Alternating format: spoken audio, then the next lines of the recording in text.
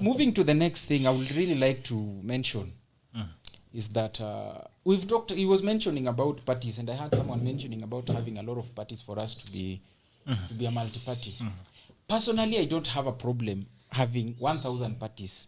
My only concern is, what do these parties stand for?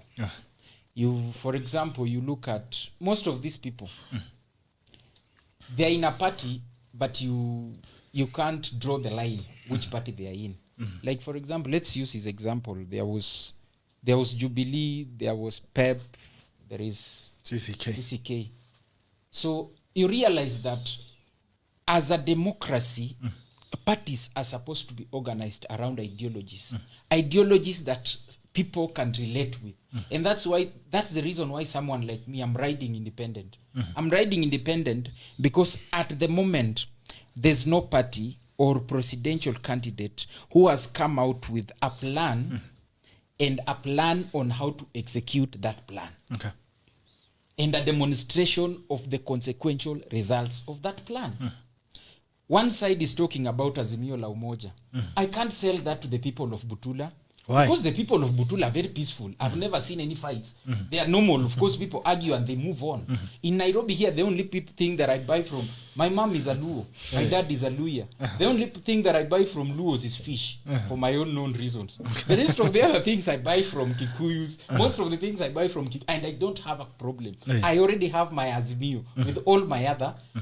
I buy whatever I buy from the most convenient value guaranteed store. Okay. I don't care whether it belongs to a Bitok or a Kimani or what. So as Kenyans, we are already united.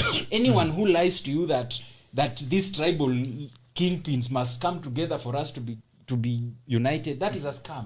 And that's why for me, I would have wished the honorable Prime Minister to come forward and tell us, as a person who purports to be a social justice defender, okay, we have a history, but his history, you can't limit everything to purport. So he is. How do you mean purport? Is he not? You know, there are things he has done that contradict that position that he holds. Okay. Yeah. Because social justice to me is not just about upholding the law. Yes, we need to uphold the law. We need to have a constitution. But social justice for me is about every man and woman being able to sustain their family on a normal wage. We want to be in a position, that's social justice for me, where a man, a minimum wage earner, can afford medical health for their children, school fees for their children without having to beg the politicians for bursaries and stuff like that. They can afford to comfortably take care of their families. That is social justice. So I would expect a social justice enthusiast to come forward and tell us, yes, young people have these problems. As the president, I'm going to ensure that I reserve 10% of the budget towards sports, so that we fund sports and then make it a commercial entity that can self-sustain. I would expect someone who is fighting for social justice and the rights of everyone to ensure that, as for example, as young people, we have like talent. Those are the alternative avenues of empowerment. The easiest way is actually to create opportunities for young people. I'm going to ensure that 10% of the budget goes that. We talk about things like the youth fund today. Tell us 10% of the way 2.5% goes to CDF. Tell us that 5% of the budget is going to the youth fund and we are going to decentralize. That is something that I can comfortably sell to any person in this country and they will see it. But before you say that, tell us how you are going to increase the generation of revenue. Tell us how you are going to ensure that we self-sustain as a society. That is social justice to the people of Kenya. The other side has mentioned the bottom-up. Yes, it's an idea that I think I can relate with. It's an idea I think that if put into perspective with the right policy and legislative measures can work. Okay. But the first thing, tell us, we are a budget deficit country. How are you going to cover that gap without continuous borrowing? Okay. How are you which policies are you intending to put in place? For example, these things are very simple. And I'll tell you the reason why these guys cannot give us the details, because the devil is in the details. That's why they use these populistic slangs. Okay. Why are young people jobless? Because their job opportunities have been taken away. How? Industries have shut down and moved to countries. The other time we were talking about Tanzania. In 2012, we had a positive balance of trade of over around 29 billion.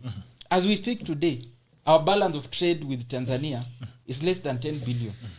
There was one of the reasons is because even some of the investors in Kenya have moved to Tanzania. Why? Because it's cheaper to do business. Why is it cheaper?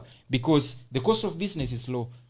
There's corruption we don't talk of corruption in Tanzania. It's manageable. Okay, of course there are always instances, but there are systems that are working. The cost of doing business in terms of energy, electricity are low. The cost of starting businesses, the regulation are a bit flexible. Why is it that way? Because we've made it difficult for people to start businesses in Kenya. Okay. Why have we made it difficult? Because of the laws we've made. But because the people who want to solve those problems are already in positions where they should be solving those problems, they can't mention that. Because if they mention, we'll ask them, why are you not doing it? They have the numbers in parliament. When you talk of fighting for justice, you have the numbers, pass the laws that show that this is what you stand for. Okay.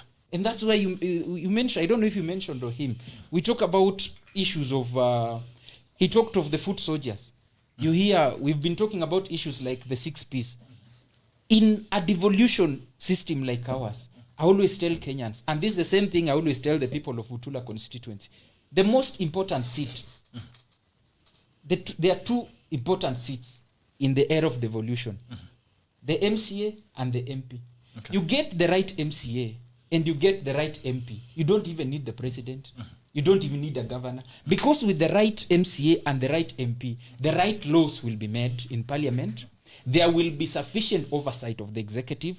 Budgets will be allocated and the resources will be shared equitably. So at the end of the day, even as we fight for Azimio la Umoja, that thing will never work if we don't have the right MCS and the right MPs. So that's where we'll focus, because that's in a constitutional democracy, the most important arm of government is the legislature, because that is what determines the food you eat, the life you live, everything. It is hinged on that. So as Kenyans, as we go to the ballot, as the people of Butula, we need to understand that it's your MP who will determine the resources that will come. I always ask people, budgets are passed. When is the last time your MP came to your area to say, this year there will be a budget of, let's say, 3 trillion. What would you like me to present to the budget committee? As your wishes as the people of Butula constituency, for example? None. So by the time this person is passing a budget, you ask them, who is the beneficiary of this budget if you have not presented the views of your people? The other day I was on another television station and they were saying there are MPs whose job is to accompany their party leaders.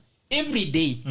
You see them on television from Western to Central to Mombasa. You ask them, when are these people working? When are they representing their people if their job is just to hang around these people? So you realize that as a people we need to be in a position where we elect people based on their ability to perform their functions. We need to stop being, as a country we are very retrospective when voting, where we look more at people based on, possibly sometimes they'll tell you what they have done. But at the end of the day, you cannot judge a fresh graduate of medicine. You can't start asking how many surgeries he has conducted for him to be able to do a job. So we need, as much as we retrospect on the leadership, we also need to be prospective. That's where vision now comes in, because we are governed by our visions. It's good we understand our past, but we need to perspectify the present and then invest in the future. That's where we need to focus on electing people with a vision, people with ideas that are relevant, and they are relevant and they are also compliant as far as the needs of the 21st century are concerned, because you cannot solve 21st century problems using 19th century solutions. Hi, Callistus, good morning. Good morning to you. Hope you're well.